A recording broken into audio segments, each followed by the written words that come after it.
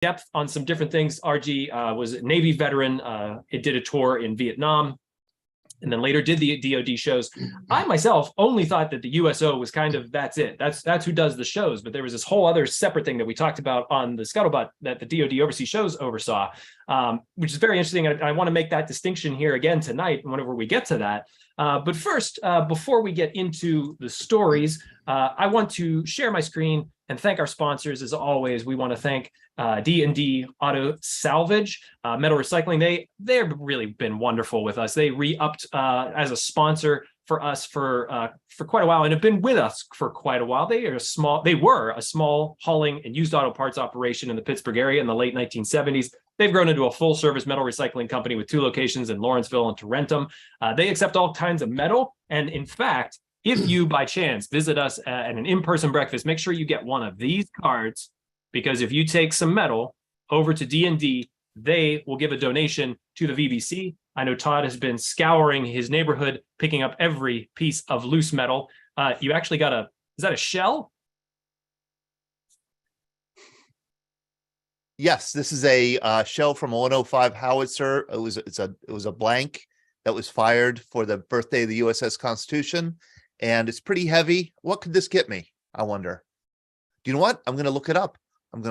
While you're doing the program. I'm going to look up to see how much this would be worth.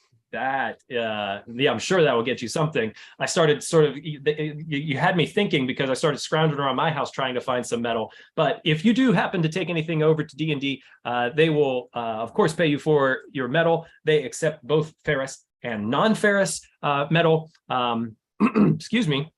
That may be generated by industrial manufacturing, construction and demolition, small commercial entities, as well as individual customers. You can contact them for quotes at D&Dautosalvage.com. We also want to thank tobacco-free Adagio Health, who have also been with us for quite a while. And I also have a Scuttlebutt that I will be recording with them tomorrow. In fact, they're going to rejoin me. Don Nemchik joined me for the first one where I had them on. We talked about all the programs that they have on offer, everything from a popular quit line to they have classes, they have nicotine replacement therapy. Their quit line is 1-800-QUIT-NOW. They educate people, children especially, about tobacco use, from cigarettes, cigars, pipes, chew, snuff, and other nicotine products like vaping.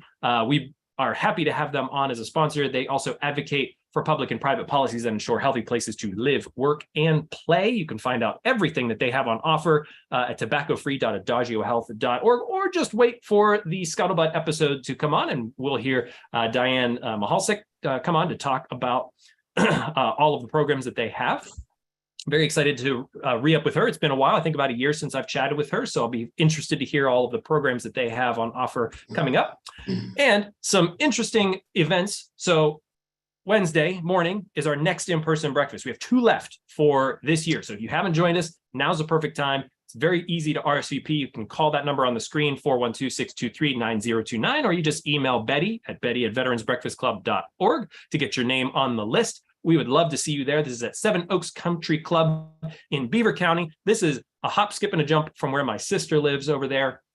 But we have a very interesting program that night. We are going to be remembering the anniversary of Pearl Harbor, talking about the history of it, people that may recall this time. And we will also have 60 sixth graders from my alma mater, Dutch Ridge Elementary School in Beaver County. So excited to have them join us and take part in this.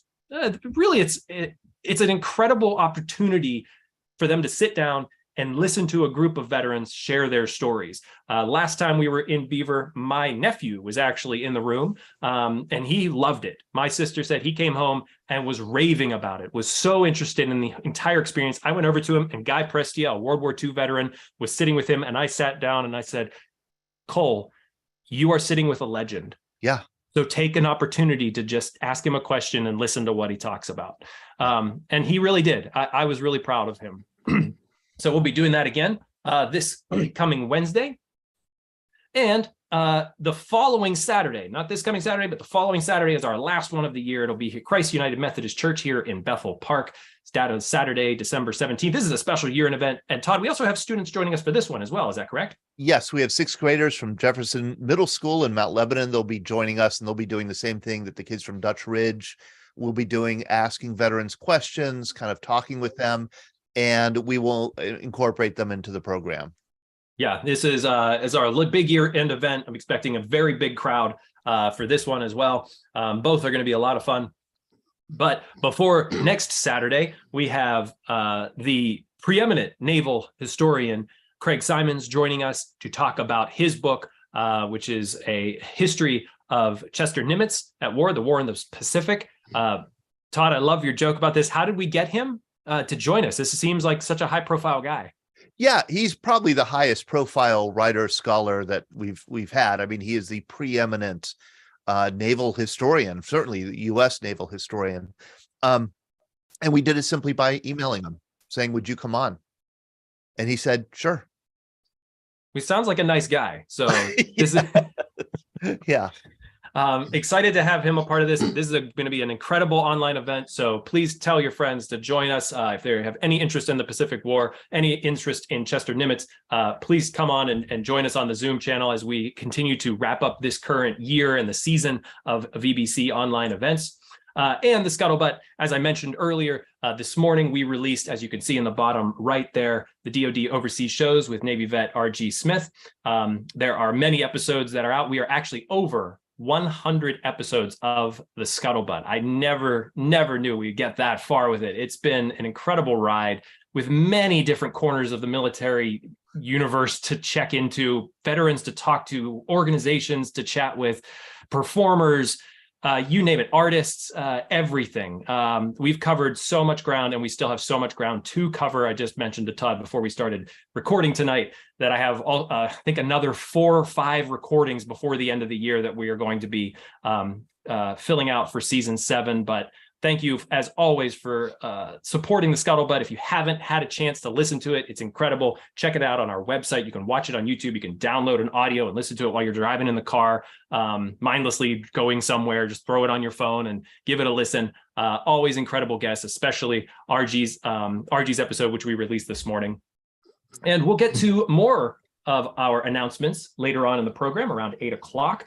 But until then, I'd love to dive into our conversation with RG. RG, it says Russ there, but RG was your performer name. Is that correct? Yes. And welcome. And thank you so much for deciding to dive a little further into your story by coming onto the live program tonight. You're actually joining us from Vegas. Yeah, they're looking for you. You took some towels that didn't belong to you last week. Those are nice towels. Mine's still in the shape of a goose. Oh, geez. Yeah, we come out here and have some fun, relax. But I'm honored to be here. Thank you very much I'm seeing how many people. My goodness, we have 47 people all signed up for this. So I think we have a couple stories to tell that I'll find interesting. You're a man after my own heart, RG, because at 7 o'clock, you're the performer. If people that know my history know I have a history of acting. You said 7 p.m. Let's go. It's showtime. So it spoke right to my artist soul. But let's start a little further back in the story. You're a man from Pittsburgh, PA. I grew up in Charleroi. Yeah. And as you started to graduate high school, Vietnam is picking up at that time. Oh, yeah. I remember reading things in the paper, and the guy at the local pool hall where we all hung out, it was a nice pool hall, a guy named Biffy or whatever his name was. And he looked at this thing about the Gulf of Tonkin. He said, "You boys are going to have to make a decision here." I remembered that one moment, and we all had to. And instead of enlisting, you didn't get drafted. You decided to go to Penn State. Is that right? Yeah, I got into Penn State. I was a ROTC midshipman, got commissioned in December of '69, and off I went.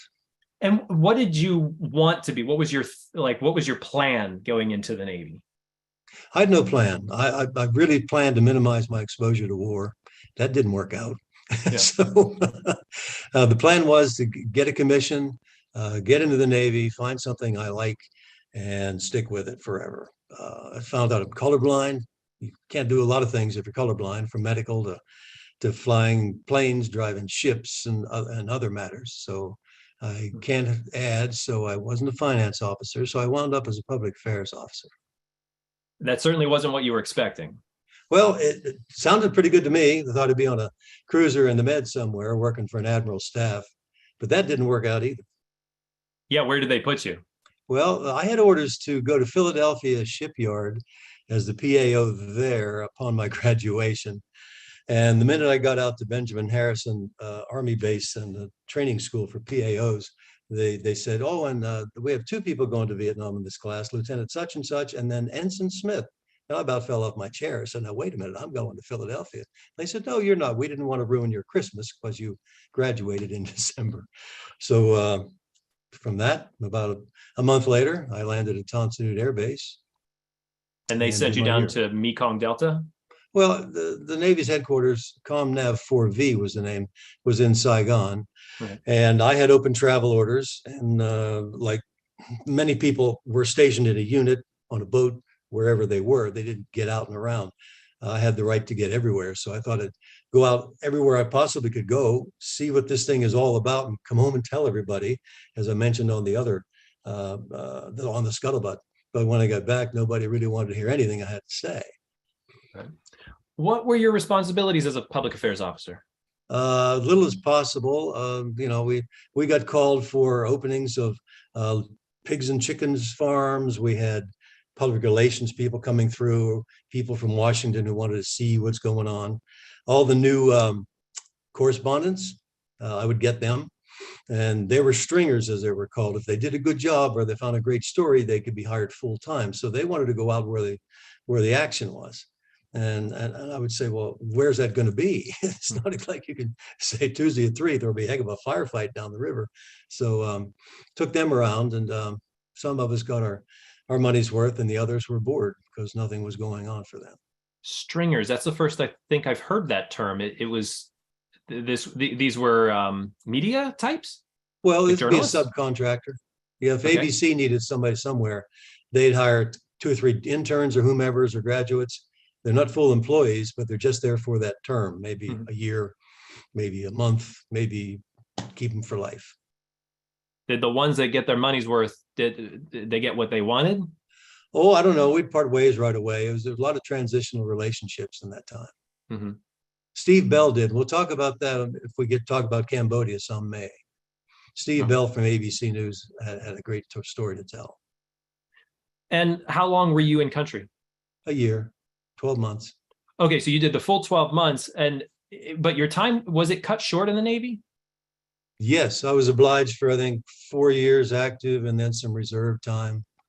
But at that time, many of you who were in the Vietnam era, they just purged everyone. War was over. You're done. You're out. We don't need you anymore. Can you give me sort of like what did you most learn from being in the Navy? And did you appreciate your time with them? No, I didn't. It wasn't something that, that's an unfair question. What did I most learn from the Navy? I learned, as a result of what happened, never to use it as a crutch or an excuse. I never filed for a claim until I presented some issues later in life. I never said I'm a Vietnam veteran, feel sorry for me. Those kinds of things. Just live your own life, move forward, help others, try to do the best you can with what you have at the time. But I wasn't in long enough, and the environment, when you're in the middle of a war with everybody all sort of beat up and running around or happy they're there, most of them hate that they're there. Guys getting Dear John letters. There's a lot of trickle down awfulness all around you all the time. So I never considered what did being there do for me. I think others would have to say, well, you act real happy sometime and you're real quiet a lot of the time. Well, that's a trickle down from Vietnam. You'd mentioned, you sent me a really wonderful letter that sort of detailed a lot of mostly your story during the DoD shows. But you'd mentioned in the letter that your time in Vietnam was just a dreadful experience. I want to ask if you can maybe elaborate on that just a touch. Just as I was reading it, I was very taken by what this experience meant to you in some way, how it changed you. I don't really know. Those are hard questions. I just want, like everybody else who's 23, you want to get on with your life. I wanted to get a job and I couldn't. Not until I took that time and that year off of my resume altogether, melded it with 2 other things I had before the Navy and after the Navy, then I got hired. It was a lot of problem to get any kind of work just to get your life going. I just got married to my fiance, and you just want to cruise on down the road and get on with your life. And you just can't do that if you can't get a job, number one. But I kept it to myself for many, many years. Do you mind if I just butt in a little bit, just because I'm so taken with one thing that you said is you went and had this, you could call it an adventure in Vietnam, came home and wanted to talk about it, but nobody was interested in what you had to say. That is the tragedy of your generation, I think. It is. Of veterans. The second thing is, though, here's the question I have, RG. It sounds like, okay, you do this short period in the Navy, you have an awful experience in Vietnam, you want to put it behind you. Why in the world would you go to 4 other wars after that to be an entertainer? There's something about your military service that clearly gave you an allegiance, I would say, to others who are serving overseas. Well, in April of 75, I was at home because I was out of work, watching on TV the evacuation of Saigon. And for as much as I despise being involved with the entire situation, I felt I should be there. And I was crying. So I hate it, but I got to get over there. My guys are there. I should be there. How am I going to contribute? Taking pictures and movies. Okay, that was my job. So maybe that would help somewhere along the way. So it's coming to grips with the balance of things and not having it mess up your life. When you got back, you were in Johnstown. You mentioned that it was really tough to find work afterwards, but were you doing shows on the side still as a magician? I wasn't really a magician working back then. There was a yellow steamer trunk that my wife, after we got married, she said, "What is in that trunk over there?" I said, "Well, those are magic tricks." She said, "I guess it's too late to say no." My God, I married a magician. So no, I wasn't. I just got into industry wherever I could in sales and proceeded to do pretty good through sales. But I'm trying to get to the point where you're asking these questions where I was around a lot of riverboat guys, PBR guys, for a convention, and they were talking about the movie Apocalypse Now. That was on a PBR in Vietnam, and there were such abstract things going on. And they said they hated it for their reasons, because they were on a boat, they were on the rivers, they didn't do what somebody else did who had open travel orders and had a broad range of what's going on everywhere in the country, from the higher command down to the guys scrubbing the toilets. But it was bizarre. Everything was bizarre. I lived in a BOQ with my roommate in Navy, bachelor officer quarters, and it was just this dumpy old hotel. Well, we're at a party. Saigon was a party city as much as it was a city in turmoil. Millions of refugees, but the whole world was there making money, doing business. We're at a party somehow, and a French guy talked to my roommate saying, "You're a dentist. I have a room in my mansion. If you do my kids and my wife's dental work, I'll let you guys stay in a room I have in the back." So we said, sure. I wasn't involved, but it was private. It was behind a wall. He was protected from the bad guys, the VC and the NBA. He paid his dues. And above my bed, I had a bell. I rang it 3 times. They'd come in and bring me stuff or take care of me. Here I am. How bizarre was that? Then I sleep on a boat in a flak jacket and a helmet the next 3 nights out on a riverboat with the rumbling explosions all around. So yeah, that's the kind of thing that can happen in wars. And that's what I saw on a very broad scale. And hopefully that answers your question. Having to want to talk about it, though, when you got home, were you able to talk to your wife about it? I didn't. I showed some slides because I ran the photo lab, so I got all the important slides, the photographs. We didn't have color picture technology. I got black and whites and I got colored slides. And I had this display that I put out, and I showed it to other people, but they were afraid of Vietnam veterans. We were sort of like, these guys could snap. So nobody really pursued any of the questions, although I did burden them with some of the more gory parts of what goes on in such an experience. Was there something about being an insurance salesman when you finally started, making headway? I know you took over a business, but was there something about it that you were like, this isn't fulfilling me. So I like Todd said, I want to support the troops and get back to this. And how did that transpire? Oh, it never had a linear pattern. Anything that ever happened to me in my life that was good, I could never plan for.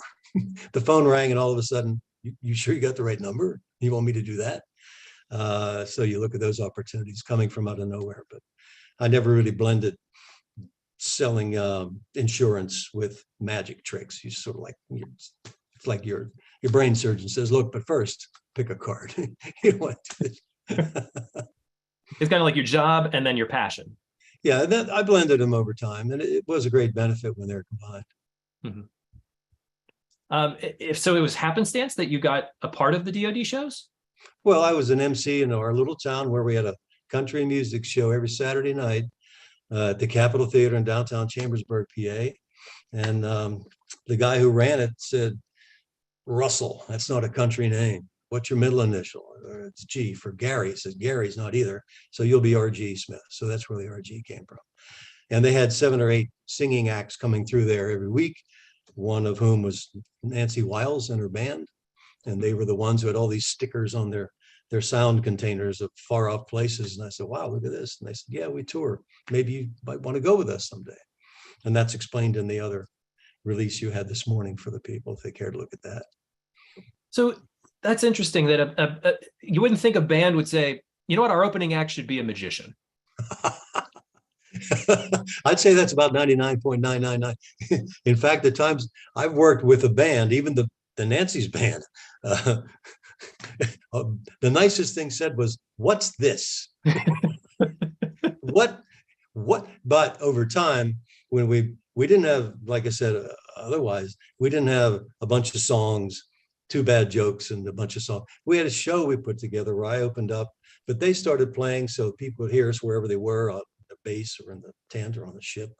They would come out and watch us because they'd hear a band playing, and then they'd introduce me, and I'd do 10 minutes, and then they'd do some, and we worked out about a 90-minute show, and I did about a third of it overall. But it was one consistent thing rather than now the band's going to play, I'll be over here. And speaking of just like magic, we talked a bit about this on the Scuttlebutt, but why did you start performing magic? And, you can't just learn a magic trick. You have to practice this. You have to be good at this, because if you mess up the trick on stage, that's it. But where did it start with you? Well, I had a paper route, and I had some extra money, and there was a magic shop across the river from Charleroi in fabulous Monessen, PA. I'd hitchhike over there on Saturdays, and the guy would sell me tricks that I'd like. And how old were you at that time? Oh, old enough to hitchhike, but young, couldn't drive yet. You could hitchhike back then and not have to worry about hacksaw going on in the back. But just a hobby I developed, I had fun with, and it grew into, all of a sudden, I'm getting paid to come to people's parties. Why? I don't even know any of you guys. Well, we heard you do magic tricks. Bring your stuff. And then it grew from there. Mostly for kids, or adults would bring? Oh, no. I was never a children's magician. Nothing more intimidating to me than a bunch of 12-year-old boys and a bunch of empty Mountain Dew quarts. It's like, get him, let's get him. I could do a room of sailors that would come off ship and their first drink. They have 20 of them. We'd get through that. We'd have fun. But no, I wasn't a kiddie show guy. But we'll talk about that a little bit later too. I became one. And okay, so back to the Nancy Wiles Band. These were not veterans. No, they weren't. They were too young. And how old were they when you met them? Oh, shucks. How old was I? I was around 40 when I met them. So they were probably late 20s, early 30s. Did they know much about Vietnam? No, I don't think so. It never came up. I was going to say, were they interested at all in the fact that you were a veteran and what you had gone through? Well, they were very kind to me for it. They had mentioned during the show, or when we were in the middle of something or other in front of the troops or the sailors, RG was in Vietnam, and it was, the looks on the faces were shocked. My grandfather was in Vietnam. Oh, sorry. I guess he was. I think I might have known the guy, but they were the response was it was very supportive. But it wasn't part of why I'm here, what I'm doing. It was, oh, by the way. Right. like Copperhead Road has a line. That song Copperhead Road did two tours of duty in Vietnam, and that we use that in the show. What made them interested in touring for the military? They had been doing it for some time. It was just a real nice thing to do. Maybe their interest lied in it, or they just thought it was a great opportunity to see the world. And they didn't go to far off outlandish places until they got me in the mix. Because if money wasn't great, there was no money. We got $60 a day, and if you had to stay in a hotel that was 80, then you lost $20 that day, and there was no other money. So it was not for pay, that's for sure. That's the thing. So why go from like, I've made it, I have a secure job now, but I'll go do this tour that barely pays or no pay, or I lose money, for what reason? Well, I was on the receiving end of those things in Vietnam, and I felt good about it. Nice to see somebody from back home. And why not? I mean, like I said, when the last chopper took off from the roof of the embassy in Saigon, I still felt like I should be there. Yeah. So now I'm going back in, and we went to, once we got through the first tour, then it was Central America. You didn't hear about what all was happening down there, but we did, because we were there, and they were all proud to tell us what they did and how they did it. And then you get into the parts of Turkey over near the old Soviet Union. And then, of course, the Gulf War, the Persian Gulf War in Kuwait. We were in there 2 or 3 times, and people need it and they wanted it. And the agency would call our producer and say, "You guys interested in such and such?" And we usually say, yeah. Before we get to all that, because I feel like that's sort of the meat. I lost my train of thought.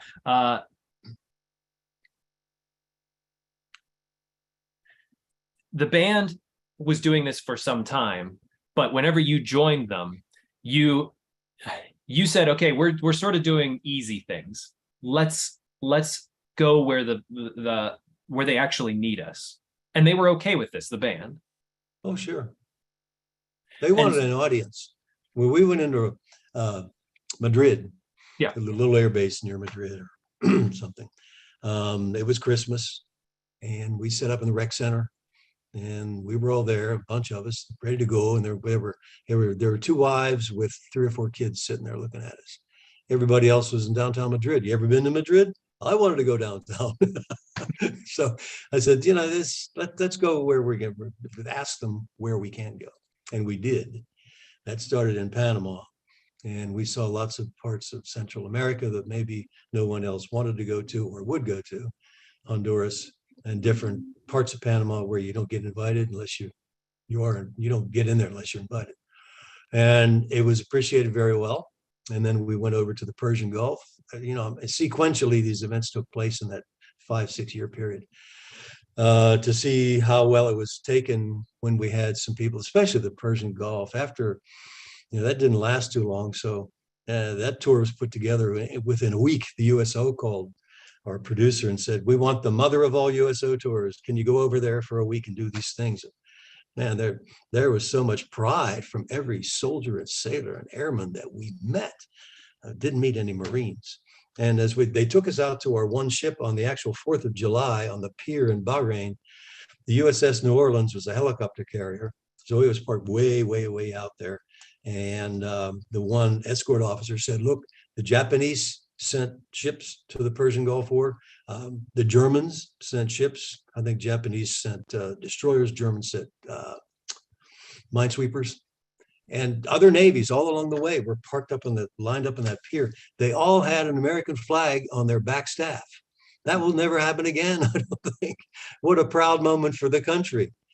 And then we got to go up on the deck of this carrier, and right across from it was a big cruiser that hung this battle ensign, this big battle flag, American flag, about 50 by 90, just hung it there beautifully. And that was our backdrop to all these sailors on the ship. What's interesting is that they said they wanted the mother of all USO shows. Again, did you guys have to build up to that? Did they audition your show? Did they watch it first and say, that's the one that we're going to send? Like, how did they decide on you guys? Well, they called us, and they just used the name, because Saddam Hussein said it was the mother of all wars. Remember that? You're too Yeah. young. Right. I sort of remember that. The first one, I was a bit young. Search Second it one, up. yeah. It was just to hang the name on, but that was fun. We did the Oasis Club there in Bahrain, which was the big social club for all the services. Were those bigger crowds than you were used to back home? They were never really big crowds. No, Okay. we didn't do big crowds. 50, 60, maybe 200. Get 200 service people together in one spot. It wasn't like, you know the movie For the Boys. Did you ever watch that? They start Bob Hope and Martha Ray sort of sound alikes. The first tour was World War II. 1,000 GIs in suits, and then their uniforms are all pressed and ready to go. A beautiful airliner, a bomber in the background, on stage, lights, sound. Then they go out to dinner afterwards to a fancy restaurant and relax and have fun. Then they go to the Korea, and then they're muddy and the bombs are going off, and they're starting to see the injured and dead coming in to their tent. And then in Vietnam, where they transitioned, where their son was serving as an artillery officer or an infantry officer, where he's actually killed. So that transitioned to about where we were. And so you just had to be as careful as you could and do the best you can and take care of the people, keep them happy. And you don't, I'm rambling here because we're just a little off topic, but let's stop there with that. The question I remember that sort of left my head was, you said that you had seen a show while in Vietnam as well. Yeah, Bob Hope was over there. Mm-hmm. And that Dallas Cowboy cheerleaders, they had NBA players. Oh, shucks. They came through, and the Army usually handled most of that. We didn't get too many of those, but we'd go and see the kind of things if we could. So take us through. I'm going to bring up the slides that you sent me. Let me make sure I have them here. Okay. There we are. Make sure I get to your first picture here. While you're looking for that, I'll preface it by saying that this was our 9th or 10th tour, and all the other tours were, oh my God, look at that guy, where the families would take us to the airport on however we traveled and support us and give us a round of applause, and we'd go off for a week or two. This tour was not like that. It was, are you sure you want to go? And these were the parents and the wives and the sons. So off we went. And this is me standing next to a APC armored personnel carrier in Skopje, Macedonia, which is north of the old Yugoslavia, right over the border from Greece. The U.S. was there with a presence, along with the Nordic battalions. The Nordic battalions and the U.S. guys were basically watching the materials, food, ammo being transferred into Serbia and Bosnia. Mm-hmm. And of course, they painted their tanks or APCs white. And I had this is about as clean as we got. This is the first day we got there. We got there at night, and we got to this old base. This is an old Russian base, air base, that was abandoned. And it was damaged by a hurricane 20 years before that. There was a big, not a hurricane, but an earthquake. So our guys stayed in those buildings, and they said, look, we don't have any water, so you're going to have to tighten it up and bear with us on this. Now, having been in the Persian Gulf, where there's water everywhere, because the Arabs make sure we have water, and our own people made sure we had water. These guys were out of water, so they issued us two 2-liter bottles of water each day for anything we needed or wanted to do, which would include shaving, cleaning yourself, drinking, or who knows what you do with the excess if there was any. Try that for 3 or 4 days. So that was our greeting to the former Yugoslavia. In the letter that you sent over to me, the one thing that definitely really kept ringing to me was home, the amenities of home. That was, you really missed a good bathroom, a good shower or tub, warm cooked food. These were all things that you had to sort of do without in a lot of ways throughout a lot of these tours. Well, this tour, this was the non-water tour. Mm-hmm. I always make sure we have extra cases of water in the house wherever we are. to go without water. You can last a lot longer without food than water. So you got to make sure you got some water. Comes in handy for a multitude of purchases. We didn't shower because there weren't any showers. They didn't have water. And there was a pump on order, and the Macedonians just didn't want to pay for it. There was a standoff on that. So you had like 150 people out there with no water except a couple of cases of those bottles I mentioned. They did have 1,000 cases of sparkling water, which is what happens when the wrong person is placing the order for drinking water. You can't wash your hair in club soda. So that stuff stood there forever. It's probably still sitting there. And when we first got in, I told one of the guys escorting us, I said, man, I want to drive me one of them tanks. What's that like, driving one of those things? And they said, oh, no, you can't do that. You're just a magician. You're a clown. On our day out, the morning of, they came in early and said, get up, follow us. The drummer and I each got one of these to drive around in. And they have this big practice field out there you can see in the background. So we're just out there rip roaring this thing. I said, how do you drive this thing? He said, it's like a little go-kart. He said, just do that and it'll turn, but never, ever touch the brakes. We'll flip over. It's heavy enough. You take your foot off the gas, it'll stop. So we're out there having a heck of a good time and making dust flying everywhere. And I hear on the radio, who's that? Is that the magician? Is that the drummer?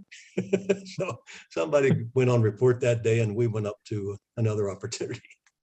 But that person who let you drive he probably got a dressing down. I imagine so. Yeah. Yeah. Now, in that, again, I bring up the letter that you sent me because it was so detailed, but how did this trip in Macedonia start? What quote paved the way here? It stood out to me that whenever you got off the flight, you got into the car, and it was the first person that was sort of your guide. In Macedonia? Yeah. All I remember, the CEO there said, we have nothing and you're welcome to it. That's it. We have nothing and you're welcome to it. But they gave us a ride in one of those things. Oh, yeah, they were fun. Anyhow, let's move on. And this is the UN base was at Zagreb Airport in Croatia. Zagreb, another former Yugoslav country. The tents you see are the tents from I think it's a 5/12 MASH. At the time, they told me it was the last true sanctioned MASH in the Army. They were going to other names for them or treatment modes. They stopped using choppers. They used other things. So this MASH was there as the U.S.'s representation in the Balkans. And when we got into Zagreb that night, from being dried out in Macedonia, they picked us up, had a truck full of happy Army guys, and a bunch of medical people there came out for the ride. And they said, where's the magician? Where's the magician? I said, well, I'm the magician. Good, we heard you were coming. We want you to come over to the hospital tomorrow morning. So what do you need? And they said, we have some kids. I said, well, I'm not a kiddie show guy. They said, you won't believe the injuries these children have. So please come. I said, we'll be there. So we did. We went in there in the morning and walked into a tent that had 4 beds. 3 were occupied. 1 was empty. 1 had a mother of 2 children sitting there looking at her family. The daughter and her son, aged 11 and 8. The kids were playing, and somebody threw an artillery round into their apartment. This is by the other side. It's not who's right or wrong, it's who did what. The Serbs didn't like these Muslims, and they were just blowing up everything and everybody. So Selma, the young lady, lost her right arm pretty much from the stump down. Her patella was blown away. Her face was covered with shrapnel. She had other wounds. The little boy, the 8-year-old, had something collapsed on him and it amputated one of his feet. So you walk in a room like that, it's like, my God, what am I going to do? We had a guitar player, and he made a little music, and then he pointed to me, and I just said, okay, Smith, let's do some magic here. So I did a couple of visual tricks, and the young girl spoke English. She never had, but there was a TV on 24 hours a day in the tent, and she was a translator for us. And they they sparked up a good bit, and they were sweet, precious people. And so I said, you want me to come back again? And they said, yeah, please come every day. So right away, we're feeling good. And then I turn around and hear these massive MPs, Army MPs, come with us now. What'd we do? So they escorted us out to their area where they had, like, where you put bad people. And I said, what do we do? And he said, we got a complaint. The major such and such said you're in there, and they're worried you'll take pictures and use them for promotional purposes for yourselves. I said, nothing could be further from the truth. And we arrested. Guy says, magician, you'd know if you were arrested. You're detained. So we'll try to get you out of here. So bear with it. So it took about an hour, and then we got back in there and finished up establishing our relationship with the kids. But this was what the war and what the world was becoming at this time, where you have kids the target of combative sides. So we went in every day for 6 days, and heard that I said, where are you going? They were sponsored, sneaked in by a benefactor who knew somebody at the embassy level that saw this on CNN, because the mother said CNN saved her kids' lives. Before we left on the tour, there were some women in the village in Mostar that surrounded a UN convoy and wouldn't let the convoy move until they took the injured children. There were 11 or 12 of these horribly shot up kids. And they didn't want anybody else to go out. The men and the teenage boys, they couldn't get out. So it was agreed that would happen. So these two were kept back. The rest were taken up to Landstuhl, where the Army had to do far more significant surgeries to keep those kids alive. So the 5 or 6 of us sort of take these kids under our wing. We'd go in there every day, and they'd come out at night where we were playing out on the soccer field, not too far from the MASH. And then we heard they were going to the United States, so we all went out. They had nothing, so we went out. We didn't have money either, but we bought luggage and jeans and all sorts of clothes for the travel. And I did some more magic. And Selma said, okay, I finished. I turned and walked away. Now we got pharmacists, the PTs, the surgeons, everybody's in the tent at that time, because they knew we were leaving, the family's leaving. And it was a good time. I got a real big round of applause from those attending. And we all walked out, and I hear Selma's voice saying, RG, come. So I came back in, and with her left hand, she's tapping the stump of her right arm in her method of applauding. At that point, everybody went out and cried. And here's this family off. This was like many families. Mm-hmm. So we were pretty dedicated to take care of those nice people. What did it mean to you you said you weren't a kid magician, but for a week, you kind of brought them back a sense of humanity, brought them something that, they had never seen before. Well, that's what the nurses were saying. That they said that Mirza, the young boy, he was mute since the attack. He began talking again. Selma lit up. The mother was relieved a bit. And it helped us feel good about what we could do there too. Mm-hmm. It was a real challenging issue that shakes your inner core. And when we were leaving Croatia, I was flying to Berlin for a night before we turned around and went south to Africa. I'm sitting next to a young technical guy, a Croat, and he's real proud about Croatia as a country again. We have our independence. And I said, we were over at the Camp Pleso, the headquarters. He said, yes, I know this war is important. I said, well, I got to ask you a question. Why do you shoot the kids? He said, because the children too must die. So, I've had those words ringing in my ears forever, and you realize it's not the same anymore. Everybody's a combatant and everybody's a target, especially the easy ones. What happened to that family? Well, there's a happier ending. We heard they got to the United States. Somehow they got passed through due to connections and money. There was a very wealthy family in San Francisco that took them under their wings. Mm. They got them into Palo Alto near the hospital because they needed multiple surgeries. And I was wondering, because I gave them my address. And so I got this card in the mail probably 4 or 5 months later from the Ronald McDonald House in San Francisco, and it said, "Love, Selma," the little girl. I said, "Oh my Your God." jaw hit the floor at that point? It did. It did. So I've got to find her. So I called the Ronald McDonald House. This guy on the other end says, "Sir, I can't give you any information on anything like that. I really can't. Everything is subject to privacy matters." And I told him how important it was and who I was and how I was and how we did whatever. And he said, "Well, you have to wait a minute. There's some people coming in here and I think they want to talk to you." So the family was coming in from an outing. You know, they'd gone shopping or something. So we connected on the phone and talked. And eventually, you know, the people of my town were so nice. They heard about this because they'd heard this story before. And they were giving me money to give to these people if I ever found them. I had a couple $1,000s of cash money. So I'm anxious to get this money out to give to these people. So we finally connected them, and my wife and I went out to Palo Alto and reunited with them. And years later, I was invited to her wedding. She was married in New York City. She has 2 children now. She's living out in California again, working for a tech company.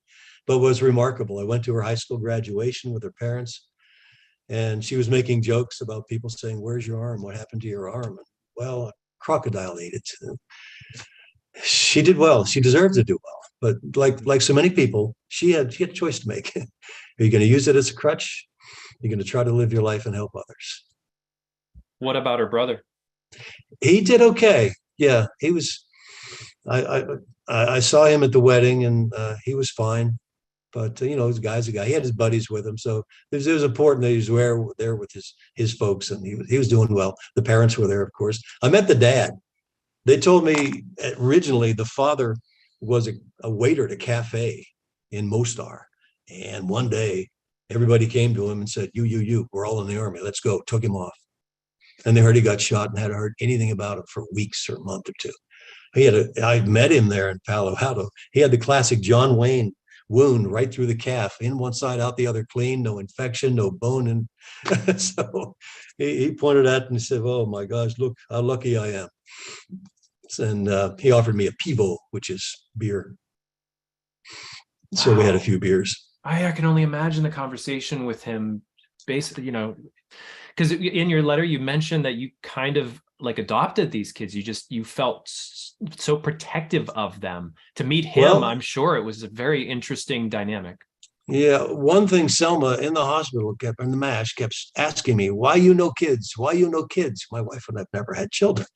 I said, "Well, I'll tell you, you come to the United States, you'll be my kids." So found them, and it worked out well. And I had the money that my people in Pennsylvania had given me in that small town of Chambersburg that's so wonderful. And I made a pledge, any magic show I did subsequent to that, I would take a portion of that and I would buy them savings bonds. I had their social security numbers. I'd go out and buy them. And over a few years, it mounted up to a nice little amount of cash and bonds. So when we went out to meet them that one afternoon, years after we initially met them in that horrible situation, we had fun and we're playing video games, and my wife was there and my brother-in-law was with us. And I said to the mother, I said, "I have something for you." And her hands go up like this. These are very, very humble, wonderful people. I said, "I have from my people and from my life some money for you and the kids." She got upset as heck. She was pissed. She was offended. She didn't want to take any more. She said, "Everyone in America has done everything for us. We are going to pay back America. We're going to work. I will not take the money." So Selma's smart. Selma gets a guy who speaks Croat over in San Francisco. We're in Palo Alto. Gets him on the phone. We got this three-way argument going back and forth. So eventually they realized it was a gift for they could use for their college education. They were bonds. It just wasn't a cash thing for the most part. And she humbly took it, but still said she felt she didn't need any more hand-me-downs. She wanted to earn her own. That's incredible. I'm going to bring back up the PowerPoint here, moving on. Still the same that we saw. Yeah, that's the match. Where that Jeep or that van is parked, there was a tractor trailer and a little shed covering over top of it. And if you turn right where the bus is pointing, that was a soccer field where we did our shows there. And then, of course, the whole world's there. You got 40 nations. You got a soccer match most nights. So that's where we worked. Better than the World Cup going on right now. And the U.S. didn't last very long in that one either. Yeah, I was gonna say. And that's what Camp Plaso had these signs. It was all mine. That whole country of Yugoslavia practically was mine. So they put a sign up there saying, "Don't leave the path. It's not safe." It rings true for the sort of the upcoming story that you have. Don't leave the path. And then here's an idiot on the left. Charlie was trying to make a joke out of something. One day they came to us and they said, they being they were the intelligence guys. Yeah. They came to us and said, "Go with the sergeant." And they suited us up with some Kevlar and helmets. And I said, "What's the deal here?" We've been asked by the Red Cross. Shucks, what's the High Commission of Refugees, UN High Commission of Refugees representative was there. And they asked us to go to the refugee camps and entertain. So we said we would. And I didn't hear anything till the end of the week almost. I saw the guy and I said, "What's the deal? We're ready to go. We got 2 days off. Let's go do some shows. Can't you get it done?" Making fun of him being a big mouth. And he said, "Let me tell you what, we've had meetings every day since we talked initially. The Serbs told us if we went out into the sectors, because the borders weren't really established yet, in any of the sectors and entertained 500, 200 Muslims, they would line up that many men, women, and children down in Bosnia and execute them publicly as a result of us doing shows for refugees." So that was a challenge. But we did them. We did get the okay. We did 3 or 4 they sent us out to do, because one set of the elders just refused when they found out we had a magician and it was Western music. But we took sandbags. We had to get sandbags, wear those, and pull them in around our bunks. We slept in a bunk, 2 high sandbags, so that if there was a rocket attack, because they said they were going to attack the MASH unit too with rockets. We'd get on the floor, the ground, the tarmac, whatever was underneath us. And there's two piles of sandbags would be enough. If you lay flat, unless it's a direct hit, you'll be okay. Is this the whole band here with you? Yeah, that's the idiot on the left you're talking to. The drummer is in the back. There's a fuzzy guy up there, Mikey Holtzman. What do you got down here? A man named Dale who played a saxophone. I don't remember his last name. That is Skip. We called him Elvis. He was the keyboard guy. Our producer, almost to the end on the right, David Nicely, a guitar specialist, and Nancy Wiles, our star and our singer. Yeah, sure. Pick a card. Okay. Oh, geez. I love the stash, though. Next slide. I was gonna say the stash is part of the act. It's wonderful. Oh, man. Yeah, this is, I said, "Why are you putting sandbags in the hospital?" And they told us, "Because of you. So we're going to sleep well tonight, even though we have to roll onto the floor. But only in a war like that." Now, this was a refugee camp after the show we did. And these kids, the band was played. I played to music, did about 5 or 7, 10 minutes. Then I went back to the van to reset all the magic tricks. And these kids followed me. I was surrounded by these kids. We had a van with all windows all the way around. They were looking in. They were hanging upside down with their upside down faces, all staring. They had never seen a magician before in their lives. So then I said, "Well, we might as well get ourselves a picture."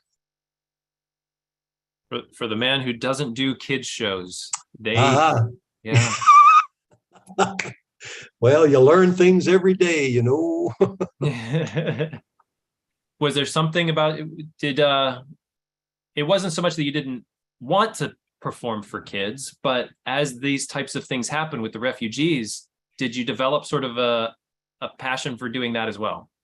Well, I developed a passion for doing family type audiences, which are kids with families, not just sort of a babysitter. Subsequent to this, let's see, 93. Well, in 1988, I started as a member of the Chambersburg Exchange Club, a service club, doing a comedy magic show for the community to raise monies for the prevention of child abuse in that city. And that blossomed into 6 cities in time. And that was all for kids, not directly, it was through selling ad sales and great entertainers coming in to share their talents. And then the money would go to that city's Center for the Prevention of Child Abuse. And we're in a 34th year coming around this year in 2019, or 2023. Overall, I think it's raised over $3 million for that effort. Wow. So I guess I did. Yeah. This is the what I walked into, although you can't really see too well, but Selma's on the left there with her bandaged leg and patella, and Mirza was on my right where my backside is. And yeah, we had some fun to see them smile like that. Okay. So we went up to Berlin for a night after that young man told me the children too must die, and off we went. Went up to Berlin for a night, got a shower, an actual real shower in a hotel. Went to the airport there in Berlin where the US has was Rhine-Main, if it's still there. We were flying down to Mogadishu in a C-141 Starlifter. So it was us, and we were at the terminal, and there was a squad about 7 or 8 Army Rangers. I mean, these guys were in uniform, everything but makeup. They had M16s.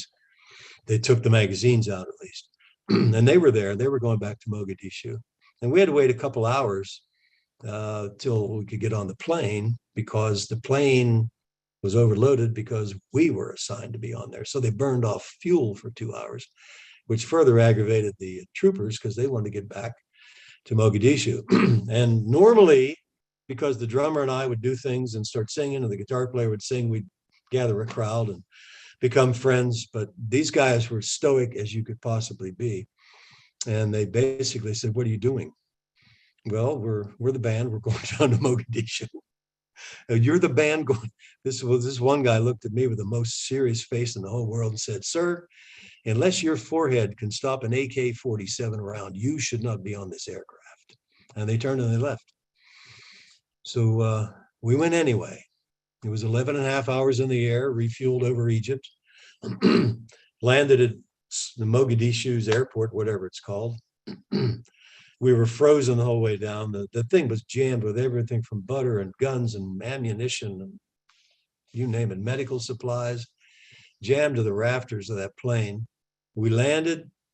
My foot was frozen because it was so cold in the plane that it just got so cold we couldn't move around. Mm-hmm. So I could barely stand up. And when the plane landed, the crew chief popped open the side door below the cockpit there. And the hang on a second, don't go too. Okay, sorry. And the troopers got up, lock and load, boom, out they went. The plane's still going about 10 miles an hour. So the crew chief yells at us, "Get out." "Where's the morale officer? They're going to tell us what to do here." No, he said, "Get the hell out of here right now. We're leaving. We're leaving in 5. So we jumped out. It was slower, but we got out, threw our stuff out on the tarmac, and that thing kept going. They were pushing the skids out, all the cargo out onto the runway. And off in the distance, maybe 200 yards, is what was left of a terminal. Although there were pillars like the one you see here. This is not at the airport. This is where we stayed. But there's a guy over there going like this in Army talk. Is this hurry up and run? This up and down thing. Because that's all they gave us. So we ran over to that place and they said, "Welcome to Mogadishu," slapped Kevlar on us, put helmets on us and said, "Okay, stand over there." And took us out to a chopper that came in real fast and low, loaded us on board and said, "Don't take any pictures." So we're sitting there all strapped in this Black Hawk, hot, 100 degrees. My foot is finally thawed out. And I looked up and we're surrounded by Delta Force guys. And they got their weapons and they're pointing them at us. And the lieutenant walked over and evidently the saxophone player took a couple of pictures because he pointed his camera. We didn't see that. We knew better. He didn't. So the officer took the camera, opened it up, ripped the film out. At the time there was film, and threw it down and said, "Don't you ever do that again." So off we went to a very exciting 4 or 5 mile ride with 2 helicopters with us and our equipment and some gunships along beside us, flying at treetop level as fast as they could over to drop us off in our quarters, this is the old Mogadishu University you're seeing. We'd come out in the morning and see this. They piled up sandbags to where it was kind of safe to walk around. between those two pillars on the left third or so of the slide, that was what they call the Peach Factory or something. And when it got dark, the firefights began. It was nothing but machine guns all night. The Somalis would be in there. The Tunisians, and again, another UN mission, the Tunisians ran the perimeter defense. And it was the joke was they got paid by the bullet. You know, they never assaulted this because they weren't that organized, and our guys had more guns. But that's where we were feted the next 8 or 9 days.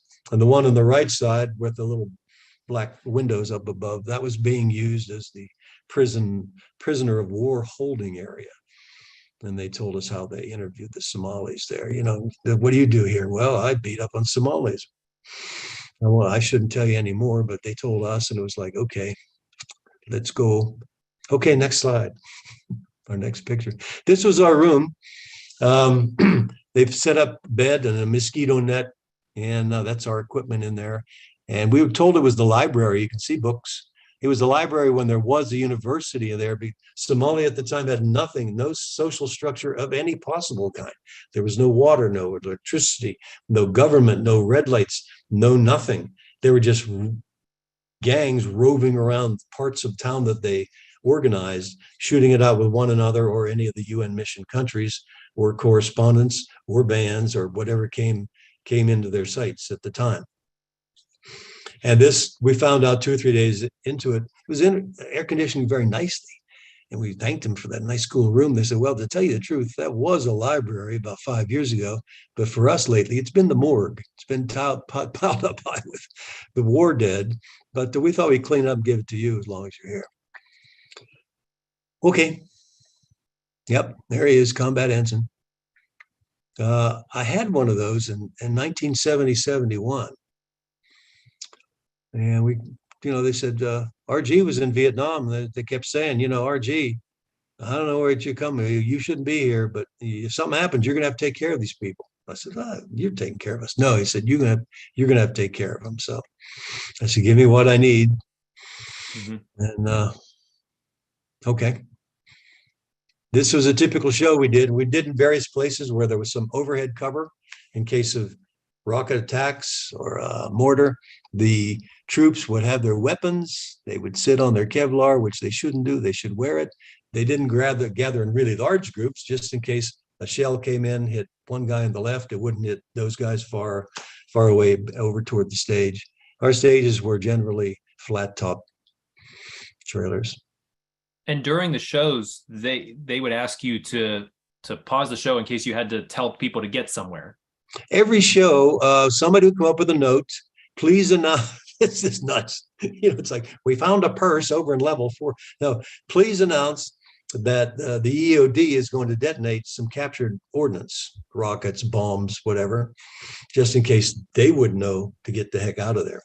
And it was the QR, quick reaction force. Please ask the QRF to report to their station. You hear 5 or 6 of them would run away, lock it and just put the rounds in the chamber and off they go. And you'd hear some fighting, some exchange of fire, but we didn't often stop the show except for that. As you looked out at these soldiers that are sitting there watching the show, did you notice that they were engaged in the show, that they were enjoying it, that they, what? Oh, yeah. Oh, my, yes. Yeah, they'd had nothing. I don't know how long they've been there. Mm-hmm. Or usually when you join the Army, you don't say, what's the movie tonight? You're in the Army. You're going out for night. You're not going to sleep for 3 days. No, they were fabulous people, very attentive. They didn't have to come out and do this, and they're exposed. And the kind of weapons that we found they were using essentially toward bands or guys like this were little 20 millimeter round mortars. One guy just throw a few in the air, and wherever they land, they land. There was no staged assault. It was just harassment fire.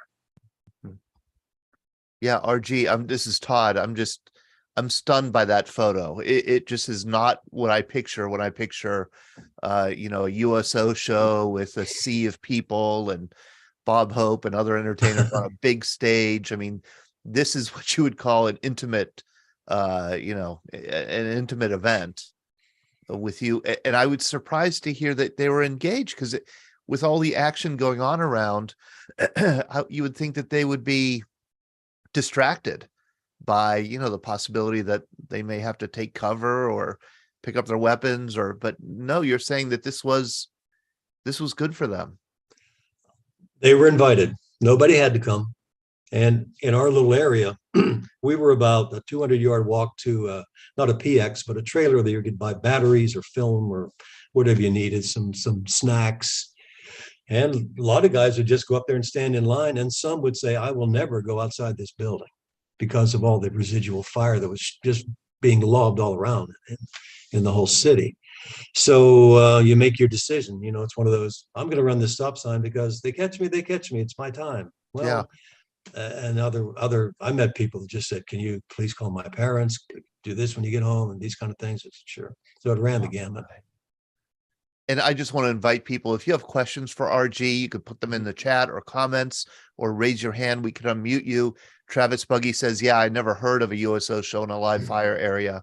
Wow. Well, ta-da. Yeah. There it is. When we landed, we were greeted by General Williams, who was in charge of the U.S. troops there. And the U.S.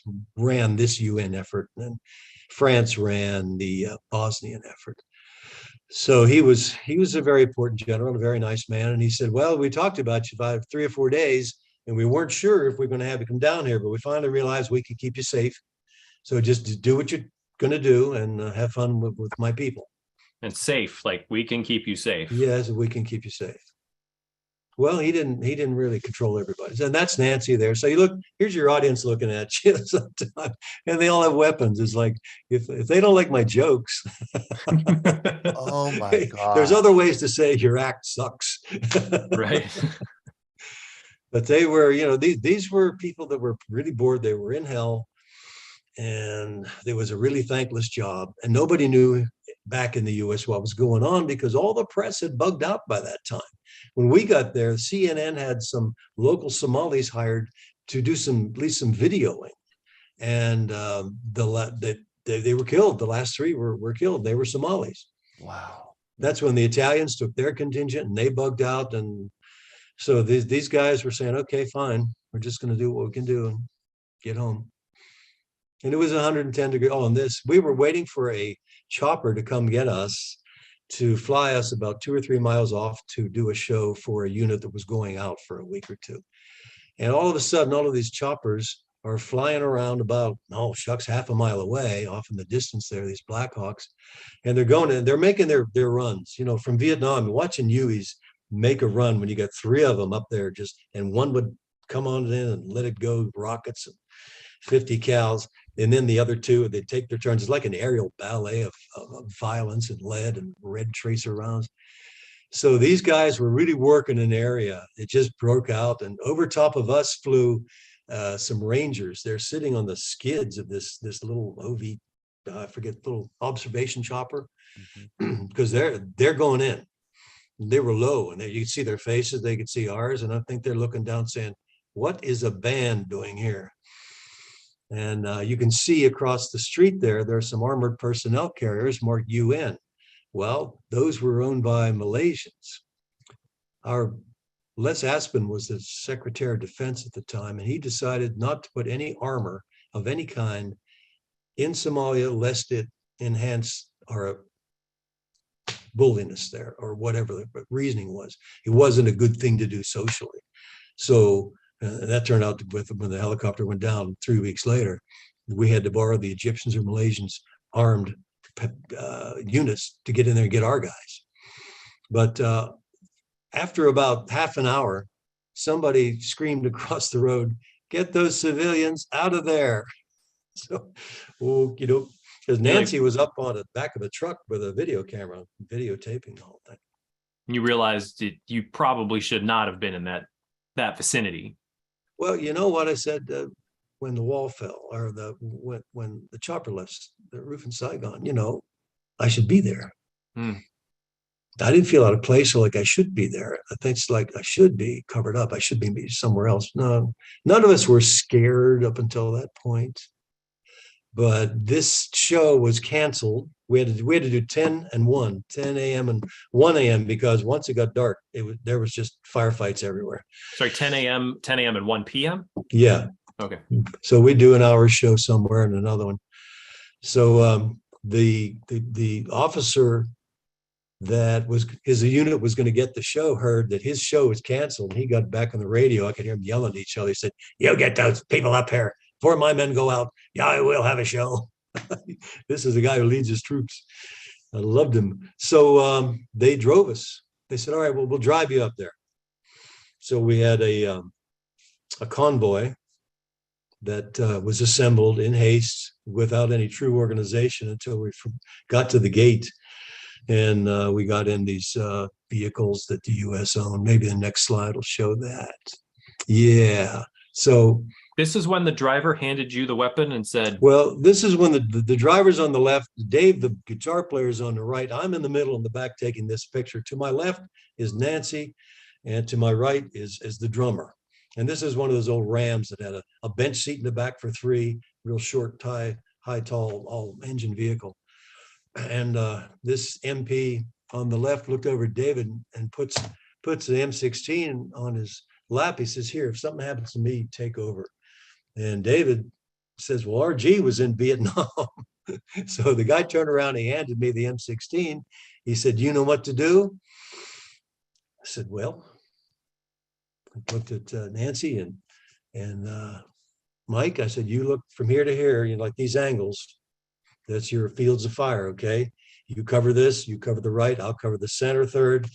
If you scream right and left, you see somebody running away or a bunch of people running away or throwing something at us, get down on the seat. I'm going to shoot through the glass. Stay down. The heat rounds are going to come and feel like you're burning. Stay down. That'll be the hot bullet, the hot brass coming down. And I'll do what I can to get us out of here." And he turned around and looked at me and he's smiling.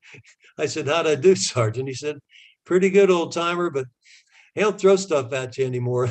They detonate it from across the road. So if you see everybody running away, just get ready for whatever's going to happen." So, and off we went. There 4 vehicles, some gun jeeps up front, and those 2 guys at that one truck, they were tense. Well, let me interrupt, because I mean, we laugh now, but that had to be the most tense drive of your life. No. Most tense drive of my life is driving around Virginia Beach, Virginia these days. And I've been down there, so I understand. Well, it's what you do at the time, you know, having the confidence in a lot of weapons are here. I didn't think through it. Okay, here's what we're doing.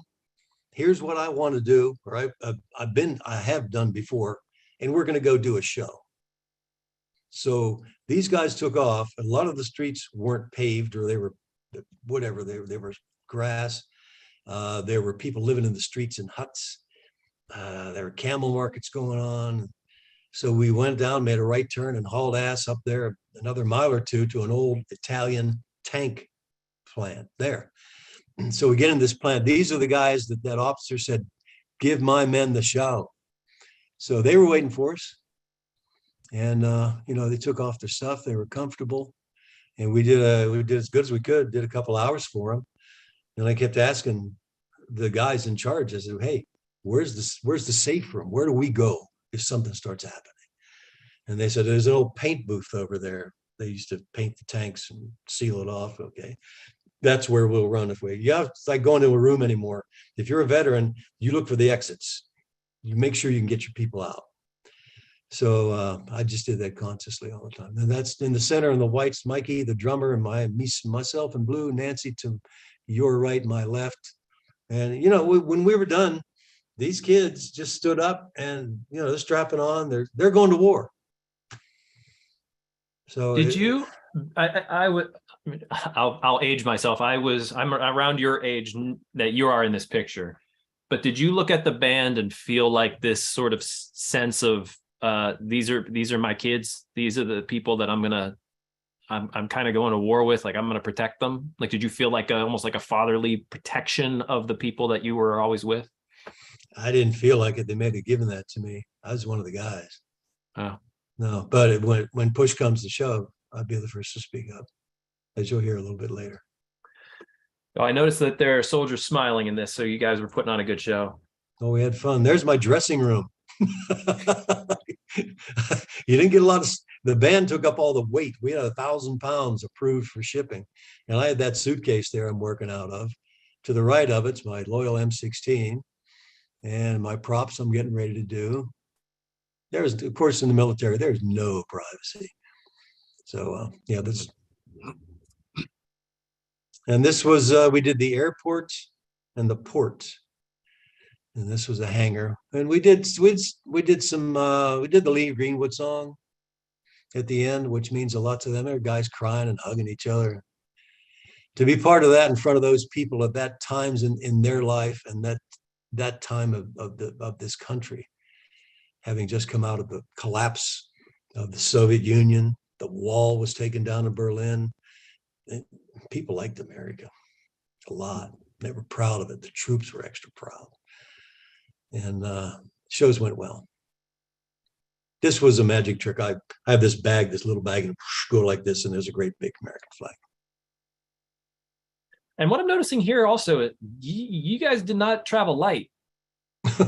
You can't as a band. These speakers, the one on the left there, above the red case, they're 35 pounds. I use those in my magic act. They're heavy. The ones on the other side over there. And there's a whole bunch of stuff. You ever see a band load in and load out in a ballroom somewhere? They got some stuff. It's all real heavy. Cables alone and the mixer boards and all the mics and mic stands. Then there's the instruments. And this is looking out to our audience there at the air base. That one trooper. She was helping with the quiz show. That bag, the clear bag in there, she was pulling a question, a number out of there, and they'd ask her a question. Okay. He talked about magic for the first time. These Somali women were just like, whoa. Yeah, we've mentioned before we started this program tonight that magic really isn't a universal language, that you brought magic to these areas that they would have no idea what this is. They probably burned me as a witch if we weren't surrounded by people with guns. They were local employees, indigenous personnel. Mm-hmm. clearing out the area at night and taking care of the toilets and some of the garbage. And this was the defining moment here. On the far end is our stage area that was set up for us.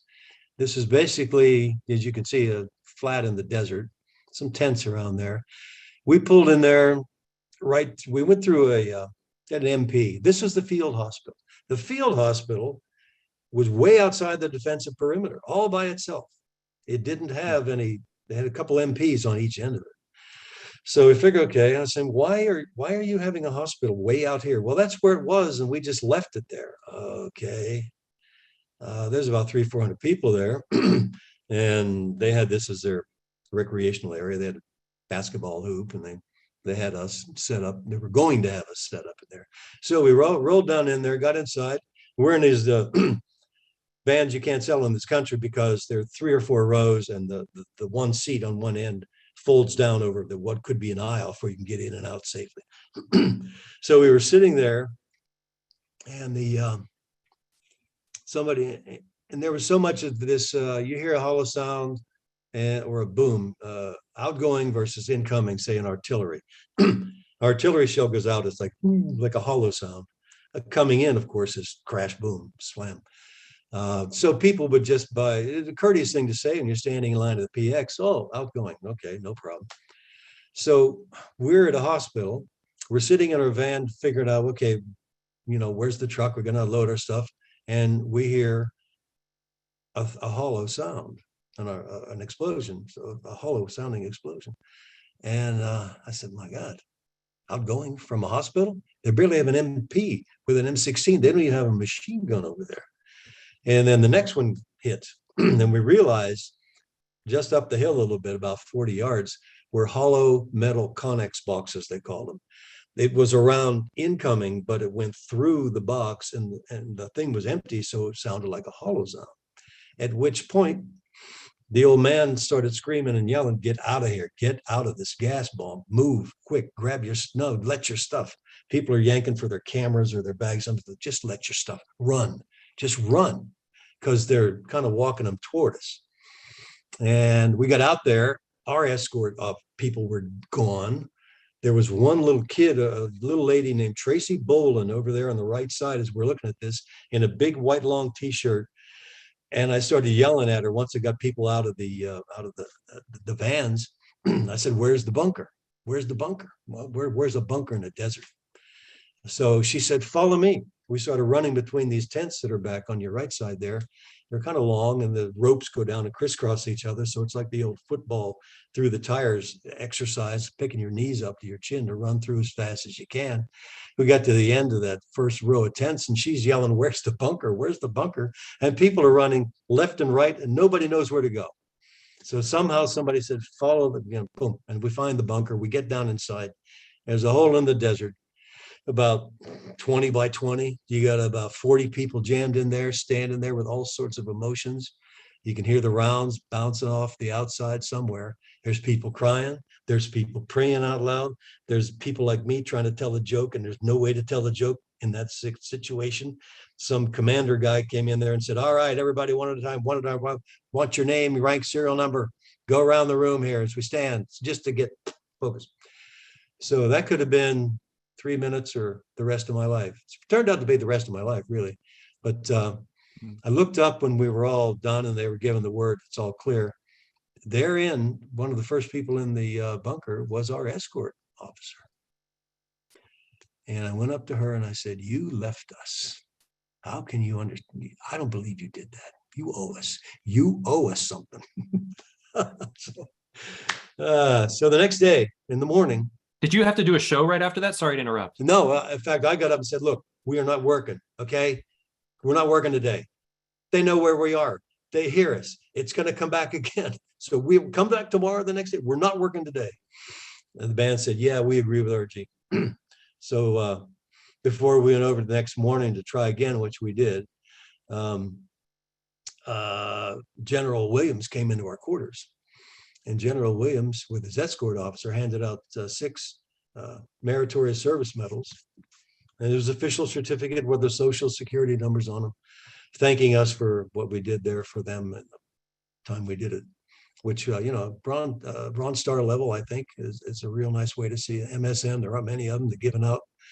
And talk about, we have nothing, but you're welcome to it, to give an old combat boy from 40 years ago, 50 years, a Bronze Star level understanding. It was quite an honor. I wear it to this day. Wow. My biggest question has been, and the only thing I can correlate to this in my own mind is, my history in acting. You have a really bad day, and then you have to get on stage, and suddenly you just make a switch. And I could get on stage and I could do the whole show and no problem. Not even consider the things that I was going through prior to the show. But this is a different level. This is, how did you get your mind right to be able to then perform for the troops after going through an experience where you said that sitting in that bunker was terrifying? Well, we had a show to do. Not to be flippant or just, we were all deeply impacted. But what I did that morning also was to find out where the tent was that had a computer and somebody could type something. And I said, "Okay, we're all GS-12s. There's 6 of us. So that makes, collectively, we're GS-72s, way over generals." So I went up to the sergeant. I said, "Type this out for me. I want a proclamation to Tracy Boland, that sweet, young, brave soul, whereas, at her own personal expense, in the face of," and we're going to award her a Bronze Star right in front of all the officers. I didn't tell anybody I was going to do that.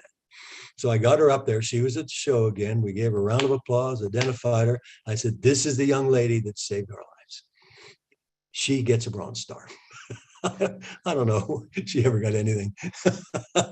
It was the Army. But it put everybody in a lighter mood. If you can make a joke and turn it around, it worked well. Plus, they wanted a show. They wanted some music.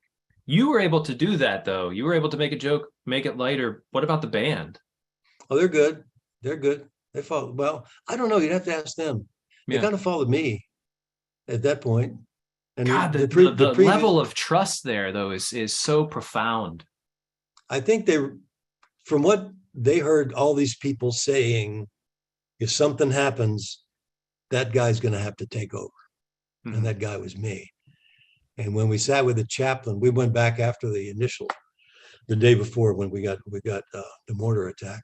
I just went to the G2 guy whose office was right near our place. And I said, get the chaplain, psychologist, whatever, get him in here. Get him in here now. Because we got something we're going to carry forever. Because I've been there and here I am getting a double dose. Mhm. So chaplain came in, he said, okay, I understand what happened. I'm very sorry.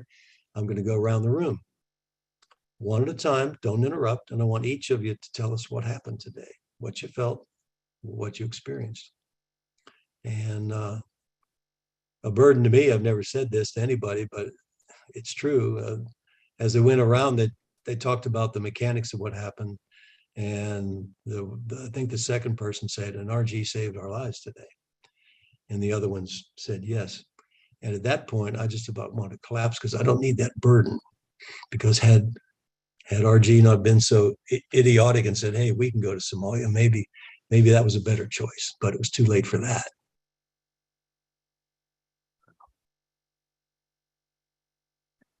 Yeah, up there in the where the white shirt is, that's where the impact was. One of those little mortars. And I don't. Do you have the picture next to the guy with the shrapnel? No, that's me. Yeah, the drummer there, Mikey. Mikey came back with and you see our lovely audience out there in the distance. They're all keeping themselves out of the shade, as well as maybe separating from one another. Yeah, that's Mikey. Now, in his right hand, after an attack, they would go out and where the impact area was, they'd pick up the shrapnel they could to identify what was used. This was a piece of shrapnel. You hear the word shrapnel. It's not little tiny things all the time. It's big chunks like that, like $50 size. And it had in there, he said, RG, look at this, made in the USA. They were using our own stuff to throw at us. And we were laughing and carrying on. And then some guy came over and said, give me that. And this is the general giving us our certificates and our medals. And that's Tracy Boland, lady in the middle, from Massachusetts. God bless her. I hope she had an enormous, wonderful life because she took care of us. You never talked with her again? Never saw her again? No. We need to pull one of those VBC miracles, Todd, and find her. Please. I agree. How do you spell her last name? Bolan. She was somewhere in Massachusetts. She couldn't have been 22 years old then. Got it. Todd's going to have her on in the next 5 minutes. I know we're hitting time here, so we have a few more slides if everyone wants to bear with us a little bit longer here. RG, this incredible story. Thank you for spending the time with us tonight. This is typical. Get me out of here. We went over to the air base. We were supposed to leave, and they said, there's no flights. All the flights are canceled for maybe 4 or 5 days. And we were already a day late leaving. And there's a C-5A out on the tarmac with the engines running. And I said, what about that? Is that full? No, there's nothing on it at all. Where's it going? It's going to Dover. Nobody on it? No, nobody. Well, let's get on that. So somehow our producer went over to the command, the tower, and said, got us on that plane. Because otherwise we'd have been stuck there for another long period of time, a couple of weeks or so.